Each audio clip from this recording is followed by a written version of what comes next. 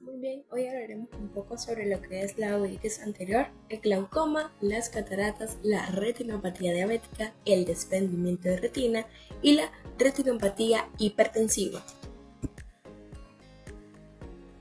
¿Cómo se clasifica la uveitis anterior? La uveitis anterior se clasifica en aguda y crónica. ¿Cuáles son los síntomas? Dependiendo de la estructura ocular afectada. Tenemos que la estructura de la córnea se verá afectada por el dolor, la fotofobia y la disminución de la visión. El iris y el cuerpo ciliar se verán afectados por el dolor ocular, la fotofobia y la miosis. La cámara anterior por la visión borrosa y la presencia de células y flares. En el vitro se verá afectado por las miodesopsias y las visiones nubladas. En la retina o coroides se verá afectado por la presencia de escotomas y la pérdida de la visión central o periférica. ¿Cuáles son los signos clínicos que son más comunes en la uveitis anterior? Tenemos que se puede presentar la hiperimia ciliar, las células y flares en la cámara anterior, la miosis, los precipitados queráticos, el hipopión y las sinequias posteriores. ¿Cuáles son las causas más frecuentes de esta patología? Tenemos que la causa más frecuente o la más común es la idiopática. También las que están asociadas a enfermedades autoinmunes, tales como la artritis idiopática juvenil. También las que están asociadas a enfermedades infecciosas como el herpes simple, el herpes zóster, la sífilis y la tuberculosis. También por medio de las traumáticas o incluso las secundarias a nivel de cirugías oculares. Hablando un poco del glaucoma, tenemos que cuáles son sus signos y síntomas del glaucoma de ángulo cerrado. Tenemos que los síntomas serían el dolor ocular intenso, la visión borrosa, los halos de luces alrededor, los ojos rojos, también la presencia de náuseas y vómitos e incluso se puede llegar a presentar una pupila semidilatada y no reactiva. Y en algunos casos se puede llegar a presentar una córnea opaca, mejor conocida como un edema corneal. ¿Qué hallazgos se observan en el fondo de ojo en casos de que se llegue a presentar un glaucoma? Tenemos que se puede llegar a presentar una excavación del nervio óptico y esto puede llegarse a aumentar o también llegarse a presentar de forma asimétrica. Tenemos también que se presenta un adelgazamiento del anillo neuroteniano. También se presentan hemorragias en forma de astillas en el borde del disco y también en algunos casos se puede llegar a presentar la pérdida de fibras nerviosas papilares o mejor conocida como una atrofia papilar.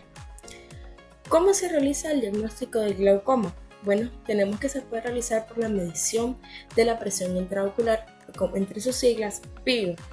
También se realiza por medio de una evaluación del nervio óptico, mejor conocido como la oftalmoscopía. También tenemos otro tipo de examen que se conoce como la gonioscopía, que es de esta para clasificar el tipo de ángulo del glaucoma que nos presente el paciente. Por otro tipo de examen tenemos la caporimetría visual, que esta es una prueba funcional para diagnosticar el glaucoma. Y por último tenemos una tomografía de coherencia óptica, que esta está para medir el grosor de la capa de las fibras nerviosas. ¿Qué factores de riesgo existen entre el glaucoma de ángulo abierto y el glaucoma de ángulo cerrado? Tenemos que en el glaucoma de ángulo abierto se puede presentar por la edad avanzada, la historia familiar, la miopía, la ascendencia africana, la hipertensión ocular. Y en el glaucoma de ángulo cerrado se puede llegar a presentar por la presencia de hipermetropía, también por la presencia de la edad avanzada y generalmente se da en lo que es el sexo femenino.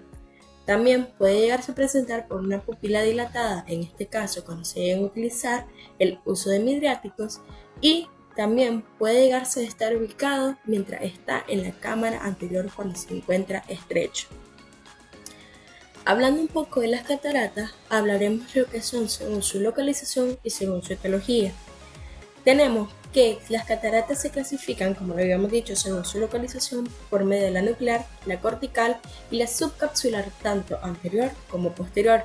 Y según su etiología tenemos que se clasifican en senil cognitiva, traumática, metabólica e inducida por fármacos, mejor conocidos como corticoides.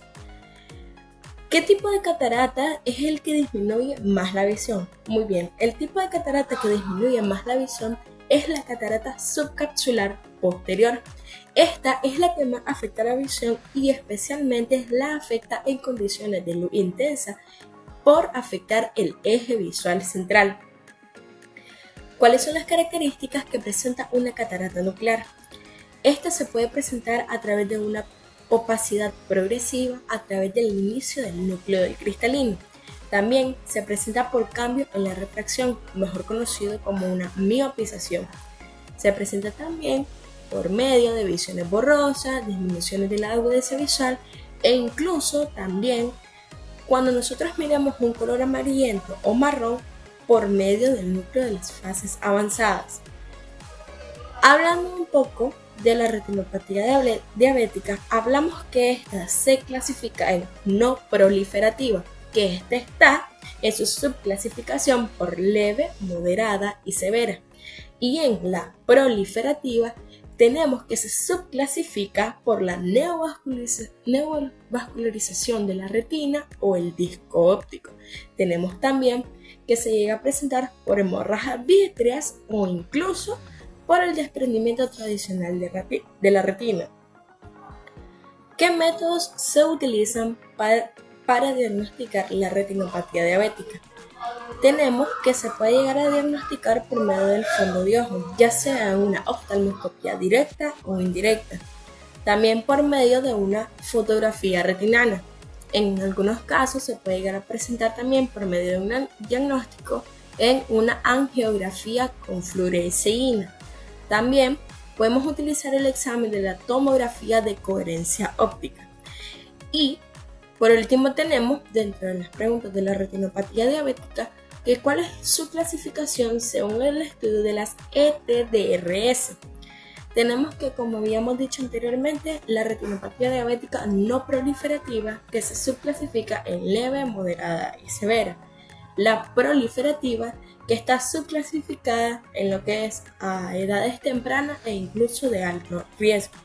También las podemos llegar a clasificar por medio de los edemas maculares clínicamente significativos y a través de las evaluaciones del riesgo según su progresión y presencia.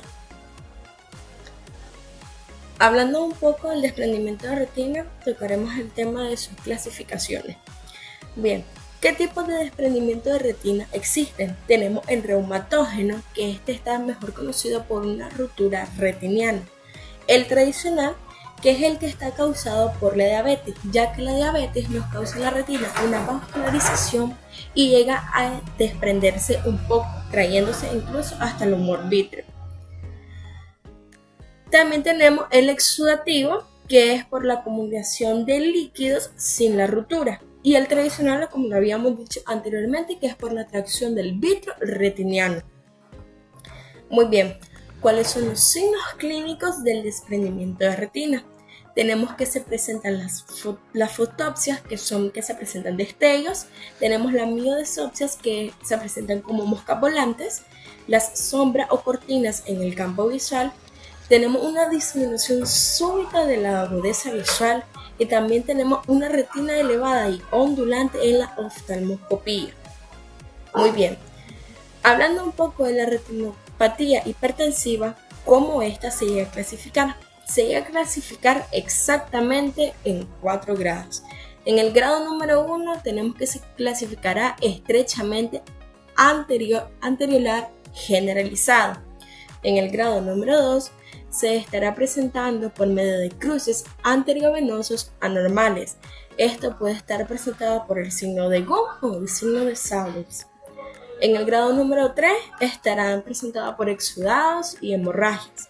Y por último, en el grado número 4, que este es cuando ya está un poco más avanzado, se presentará por edemas de papila, en este caso urgencias hipertensivas.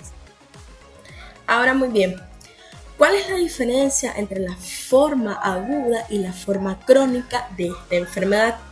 Tenemos que la forma aguda, o mejor conocido como la emergencia hipertensiva, Esta se asocia con el baño endotelial agudo, mejor conocido como el edema de la papila, y los exudados algodonosos y las hemorragias.